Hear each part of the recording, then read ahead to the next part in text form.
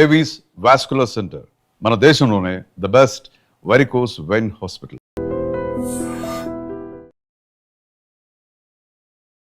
అల్లూరి జిల్లా మేడూరులో దారుణమైన ఘటన జరిగింది. భార్యే భర్తపై గొడ్డలితో దాడి చేయడంతో ఆయన తీవ్రంగా గాయపడి గత కొన్ని రోజులుగా కేజీహెచ్లో చికిత్స పొందుతూ ఈరోజు కన్నుమూశారు.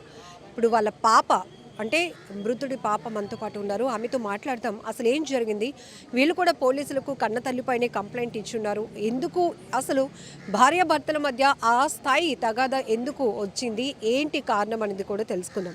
పేరు తల్లి, మీ పేరు? నా పేరు కొర్ర బుజ్జి మేడం. మీ అమ్మ నాన్న పేరు? మా నాన్నగారి పేరు కొర్ర రాజారావు, మా అమ్మగారి పేరు కొర్రదేవి. ఏం జరిగింది ఆ రోజు? మొన్న నైట్ ఏం జరిగిందో నాకు తెలియదు మేడం. నా పక్కన మా తమ్ముడికి కూడా తెలియదు మేడం. ఎందుకంటే అమ్మ నాన్న వాళ్ళతో వాడే పడుకుంటాడు ఇంట్లో. తనకు కూడా తెలియదు మేడం. నేనైతే మా ఫ్రెండ్స్తో పక్క ఇంట్లో పడుకున్నాను. అప్పుడు తమ్ముడు పాస్కానే లేచి చూసేసరికి రక్తం అడుగులు పడి ఉన్నాడు మేడం మా నాన్నగారు. ఏమైంది అనేసి అంటే ఏమో అక్క తెలీదు, నా దగ్గర పరిగెట్టుకుంటూ వచ్చి అక్క నాన్న ఇలా స్పృహ కోల్పోయి పడిపోయి ఉన్నాడు, ఒకసారి రా బేన ఏమో అయిపోతుంది అనేసి అంటే ఇంటికి వచ్చి పరిగెత్తుకుంటూ వచ్చాను మేడం. వస్తే చూస్తేనేమో చెవి నుంచి ముక్కు నుంచి నోరు నుంచి బ్లడ్ వచ్చేస్తుంది మేడం. తర్వాత చూస్తేనేమో ఈ సైడ్న గొడ్డలతో గట్టిగా కొట్టినట్టు కనిపిస్తుంది. మేము ఇంటికి వెళ్ళినప్పుడు గొడ్డలి అంటే ఇప్పుడు కట్టెలు ఉంటాయి కదా మేడం, అక్కడ ఉండింది. తర్వాత చూసేసరికి అక్కడ లేదు, దాచేసింది అమ్మ. నిన్న గొడ్డలు దాచేసింది. నిన్న అన్నవరం పోలీస్ వచ్చి అడిగితేనేమో అప్పుడు ఫోన్ చేసి అడిగితే వాష్రూమ్ దగ్గర ఉంది అనేసి చెప్తే అప్పుడు సార్ వాళ్ళు తీసుకున్నారు. ఇప్పుడు మీరు కంప్లైంట్ ఏమి ఇచ్చారు పోలీసులకు? కంప్లైంట్ ఫోన్ ఎక్కువగా మాట్లాడుతూ మా గురించి పట్టించుకోవట్లేదని రాశాను. ఓకే. సో ఇదే కారణం వల్ల మీ నాన్నగారు గొడవ పడుతూ ఉండేవారా?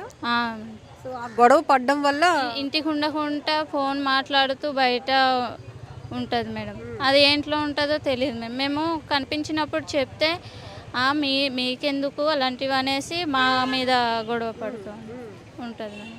అంటే మీ కన్న తల్లేనమ్మా, సొంత తల్లేనా లేకపోతే? కన్న తల్లే. కన్న తల్లేనా? ఎంతమంది పిల్లలు మీరు? ముగ్గురు. నేను పెద్దదాన్ని. నా తర్వాత తమ్ముడు తర్వాత చెల్లి వంగసార స్కూల్ చింతపల్లి, వంగసార 6th క్లాస్ చదువుతుంది. మీరేం చదువుకున్నారు? 10th కంప్లీట్ అయిపోయి మానేశాను మేడం. అంటే ఇంట్లో అలా గొడవలు అవుతూ నాన్నకు వంట చేసి ఇవ్వట్లేదు అనేసి నేను మానేశాను. మీ అమ్మ బతికే ఉంది కదా, ముగ్గురు పిల్లలు, మీ నాన్న కష్టపడుతున్నాడు, ఏంటంటే ఎందుకు పని చేయదామే? తెలియదు మేడం. చెప్తేనేమో నేనేమైనా పని చేయడానికి వచ్చానా అనేసి అలా చెప్తుంది. మేము కూడా నాకైతే పోయిన నెలలోనే రికవర్ అవ్వాను. మీ అమ్మ వయసు తెలియదు మేడం. అంచనాకైతే ఒక 42 అలా ఉంటుంది అనుకుంటున్నాను. అంటే పెళ్ళైన దగ్గర నుంచి ఇష్టం లేదా?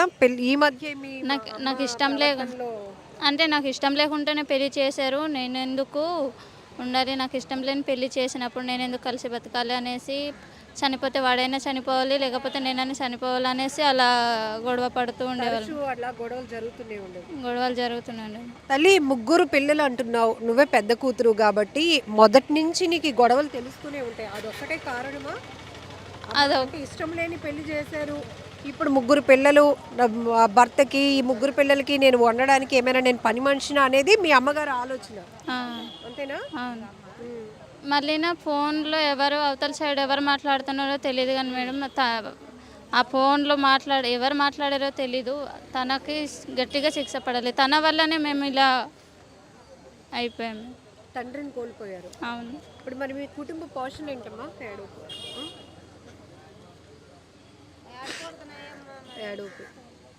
ఎదుగొచ్చిన పిల్లలు, ఈ తల్లి అలాంటి ప్రవర్తనతో ఉండి తండ్రి లేరు అంటే ఏడుకు. ఏం జరిగింది తల్లి? ఏం చేస్తారు మీ నాన్న? జాబ్ ఏం చేస్తారు? జాబ్ ఏం లేదు మేడం, కూలి పని చేస్తారు. కూలి పని చేస్తూ రోజు పొద్దున్న అంటే ఇప్పుడు ఆవులు కాస్తుంటారు మేడం. పొద్దునంతా ఆవులు కాయడానికి వెళ్ళేసి వచ్చి సాయంత్రం అయితే మేము వంట చేసిస్తే తింటారు, లేకపోతే అలా తనైనా వంట చేసేసి మాకైనా పెడతాడు. మేము కూడా కూలి పనికి ఈ మధ్యలో అయితే వరి కోత కాబట్టి వరి కోత కనుక్కొని వెళ్ళిపోతాం మేడం. అటు నుంచి వచ్చిన తర్వాత టైం అయిపోయింది కదా అనేసి నాన్న ముందుగా వస్తారు కాబట్టి నాన్న 4 గంటలకు వచ్చేస్తారు ఆవులు కాయడం నుంచి. ఆ టైంలో మేము రాకపోతే నాన్న వంట చేసి పెడతారు, లేకపోతే తమ్ముడు వంట ఏం చేస్తారు. చేస్తుంది మరి మీ అమ్మ ఆ టైంలో? ఈవిడ గారి ఇంటికి ఉంటే ఫోన్ మాట్లాడడానికి అనేసి ఏ ఇంటికి వెళ్ళిపోతారో తెలియదు మేము. అన్న వరే అంటే ఇప్పుడు రైస్ అయినా పెట్టేసి వెళ్ళిపోతారు, లేకపోతే కూర అయినా పెట్టేసి వెళ్ళిపోతారు. నీకు చదువుకోవడం అంటే ఇష్టమేనా? చదువుకోవడం అంటే ఇష్టమే మేడం, కానీ ఇప్పుడు ఈ పరిస్థితుల్లో అయితే చదువుకోలేను మేడం. ఎందుకంటే తమ్ముడికి చూసుకునేవారు లేరు, తమ్ముడికి చెల్లికి.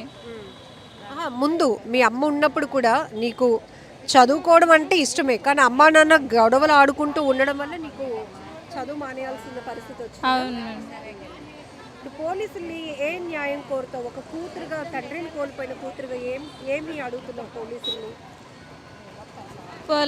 పోలీసు వారికి నేను తెలియజేయండి ఏమనగంటే, మా అమ్మ ఇప్పుడు ఎలాగో ఉన్న తండ్రిని పోగొట్టింది కాబట్టి తను కొన్ని రోజులు శిక్ష అనుభవించిన తర్వాత అప్పటికి మారితే మేము తనతో ఉంటాము, మారకపోతే ఇంకా మేము తనతో ఉండదలుచుకోలేము. కానీ అవతల సైడ్ ఎవరైతే ఫోన్ ఎక్కువగా అంటే మా అమ్మతో మాట్లాడుతున్నారో వాళ్ళకి మాత్రమే శిక్ష పడాలి. మరి మీరు చూసుకోగలుగుతారా తమ్ముడిని చెల్లిని? చూసుకోగలుగుతాం. ఆ ఊరేనండి? నాంత ఉన్నాడు మేడం మా తమ్ముడు. ఆకలి అంటే పొద్దున్న టిఫిన్ చేశారు కానీ ఆకలి వేస్తుంది కదా అనేసి నేనే పంపించాను మేడం. మేడూరు గ్రామం లోతుగడ్డ పంచాయతీకి సంబంధించి కొర్రాదేవి అనే ఆమె తన భర్త అయిన కొర్రా రాజారావుని నిన్న ఎర్లీ అవర్స్ సుమారు 3 గంటల సమయంలో ఇంట్లో ఉన్న ఆ గొడ్డలతో ఆయన తల మీద కొట్టి గట్టిగా కొట్టడం జరిగింది. తర్వాత అక్కడి నుండి ఆ కొట్టే సందర్భంలో వాళ్ళ పిల్లలు చూసి చుట్టుపక్కల వాళ్ళందరినీ పిలవడం జరిగింది.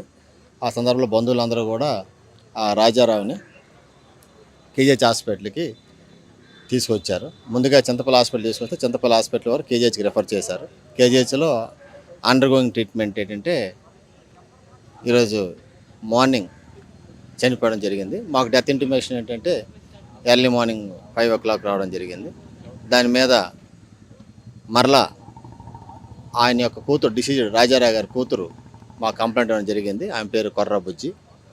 కంప్లైంట్ యొక్క కంటెంట్ ఏంటంటే 20 సంవత్సరాల క్రితం వీరికి వివాహం జరిగింది. అప్పటి నుండి కూడా బాగానే అయింది, 3 పిల్లల వీళ్ళకి. గత 3 సంవత్సరాల నుండి ఈ అమ్మాయి ఎవరైతే ఇప్పుడు ఎక్యూజ్డ్ ఉందో ఈమె పిల్లల్ని సరిగ్గా చూసుకోకపోవడం వల్ల, అలాగే బయట ఎక్కువగా ఫోన్స్ మాట్లాడడం వల్ల ఆ ఇద్దరి మధ్య చనిపోయిన వ్యక్తికి ఈమెకి భార్యాభర్తలకి తారతమ్యాలు, భేదాభిప్రాయాలు ఎక్కువైనాయి. దాని మీద గొడవ పడ్డారు. అదేవిధంగా ముందు రోజు 8వ తారీఖు కూడా గొడవ పడ్డారు. ఎందుకంటే ఈమె పిల్లల కేరింగ్ తీసుకోదు, ఈమె నెగ్లెక్ట్ చేసింది. దాని మీద పాపం అతను వ్యవసాయ పనులు చేసుకుంటాడు. ఇంటికి వచ్చేసరికి కూడా మనకు ఇది బడ్డీని అవుతుందని ఆమె చాలాసార్లు చెప్పడం జరిగింది. అది మనసులో పెట్టుకొని ఆమె నన్ను ఇలాగా గట్టిగా మందలిస్తావా, తిడతావా, నన్ను అనుమానం పెంచుకుంటావా అని చెప్పేసి అందరూ నిద్రిస్తున్న సమయంలో ఎర్లీ అవర్స్ ఇంట్లో ఉన్న గొడ్డలతో భర్తను కొట్టి చంపడం జరిగింది. Thank you.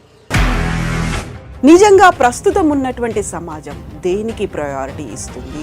ఆర్థిక సంబంధాల చుట్టూ మాత్రమే తిరుగుతుంది. మళ్ళీ ఎన్నికలంగానే చాలా విరక్తి కలుగుతున్నాం. మంచి అనిపిస్తుంది కదా, లేడీస్ కూడా ఛాలెంజింగ్ జాబ్స్ చేసినప్పుడు చాలా బాగుంటది. ట్రాఫిక్ అసిస్టెంట్స్ గా నియమించిన ట్రాన్స్జెండర్స్ అందరితో సాల్యూట్ చేయించుకుంటున్నారు. ఫుడ్ డెలివరీ ఇవ్వటానికి వెళ్ళినటువంటి డెలివరీ బాయ్ అనిల్ పై కళ్ళ ముందు పిల్లల్ని కొట్టి